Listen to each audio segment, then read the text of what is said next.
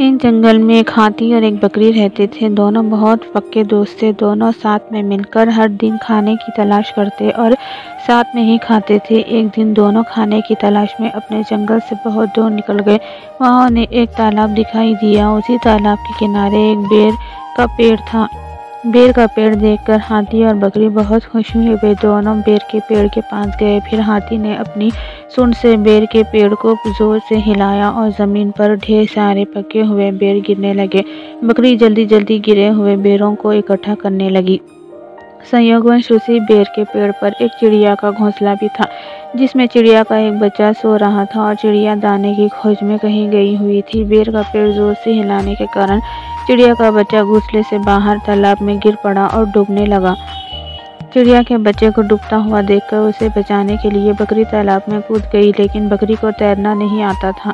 इस वजह से वे भी तालाब में डूबने लगी। बकरी को डूबता हुआ देखकर हाथी भी तालाब में कूद गया और उसने चिड़िया के बच्चे और बकरी दोनों को डूबने से बचा लिया।